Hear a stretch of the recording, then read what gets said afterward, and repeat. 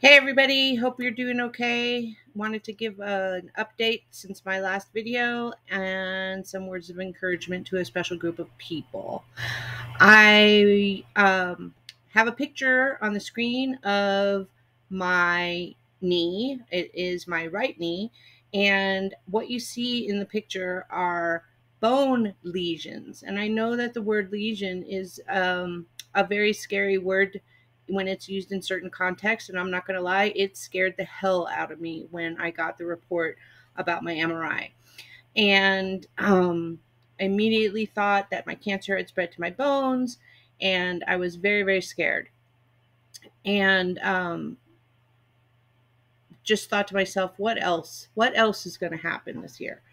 Well, it turns out that these lesions are due to me having lupus and having had long doses of high doses, so prolonged high dose steroid use. And this is a side effect that can happen to the bones. Steroids do weaken the bones, and I've had to have bone density scans over the years to establish a baseline, and then, of course, to see how I'm progressing. And it does turn out that these lesions are on my knees. And that led me to go see a kinesiologist who uses non medical intervention to address pain issues. And she happens to be a cancer pain specialist. So I was really excited to meet with her. And then I also needed to go see orthopedics to see if there was any need for surgical intervention to stabilize my legs to make sure I was not at risk for a fracture. And the good news is that both of them said that my lesions are not in an area where I'm at risk for a fracture. So I'm gonna just show you that the where they see lesions that are a problem are at where the joint meets the bone. So down here, these are two different views of the same knee. One is the dark color and one is the light color, but it's the same view. So down here by the joint, um, and then up here by this joint on the tibia. Also, they look at the spacing between the two bones, and if the spacing is reduced to the point where there's no more cushion, that can also cause a problem. So I'm actually in a safe zone. They were able to say that these lesions appear to be old, but old in their time frame can be 5 months old. They are not active, so that's good. And I also was told that if I had an MRI from head to toe, they would expect to see these lesions in all of my long bones because and my hips because of the types of steroids I've been on and for the amount of the dosage and the amount of time that I was on them. So it's just a horrible side effect I have to deal with.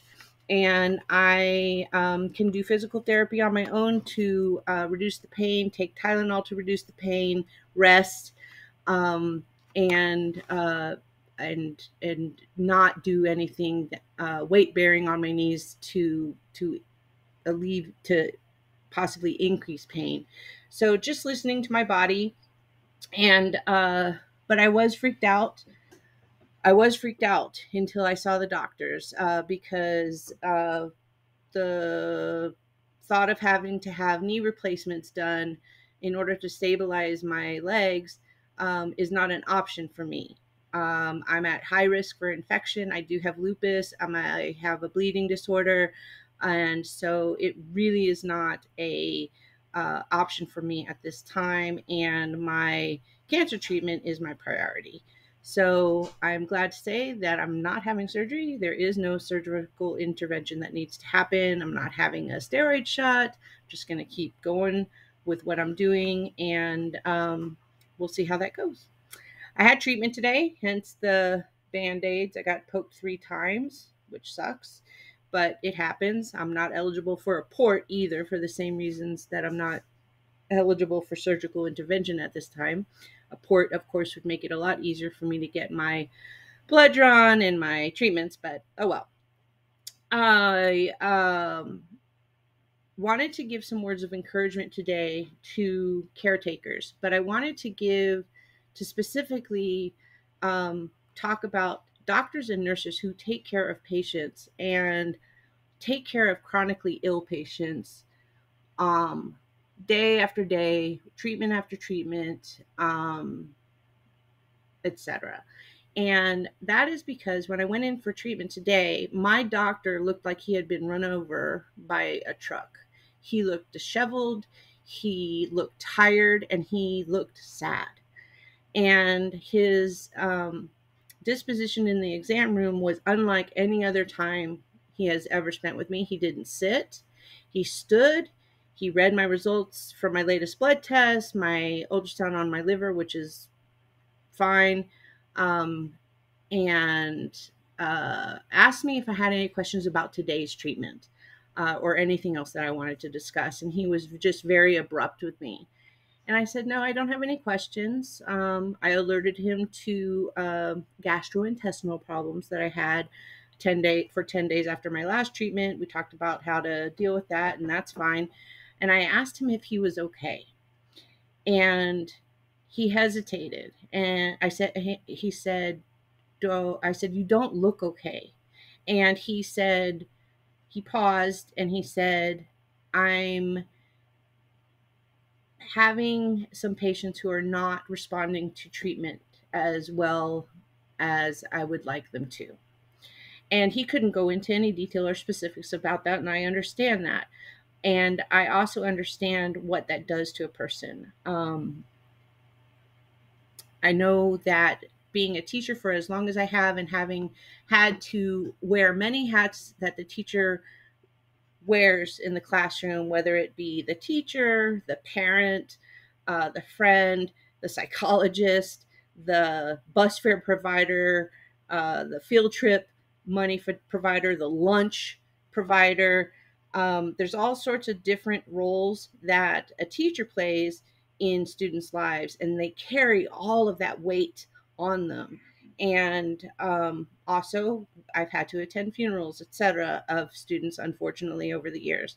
And I can only imagine what it's like for an oncologist and the nurses in oncology on what they're having to see and deal with on a daily basis. I told him that I was sorry, and that I just hope that things get better.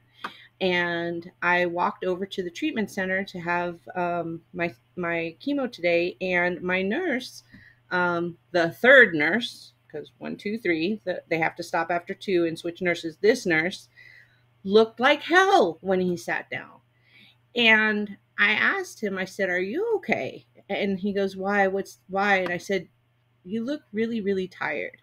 And he goes, "It's been a very rough week." And I said, "Today's Monday."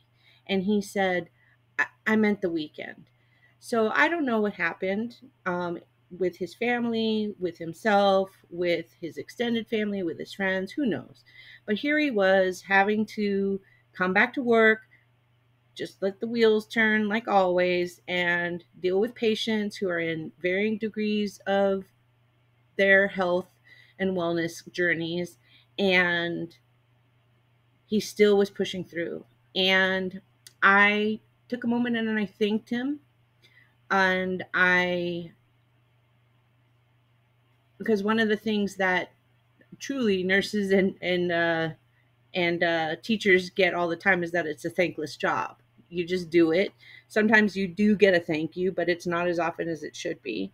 And I told him thank you, and I thanked him for a specific act of kindness that he gave me at my last treatment. He happened to be my nurse at my last treatment. And I was emotional at my last treatment and ended up in tears. And he went and got me a box of tissues. He held my hand. He was not rushing at all to put the IV in. He sat there and talked with me for a little while before we started everything. And I said, that really meant a lot to me last time. I just want you to know that. And he said, thank you. And I know I said thank you that day, but I just reiterated it to him. So I guess this shout out is to all the caretakers out there who are doing the big things like delivering the medicine and seeing the treatments through and taking care of patients, but also the other caretakers who are in our lives. They're providing us rides, they're providing us hugs, they're providing us kisses, they're providing us food, water, holding our hair back when we throw up.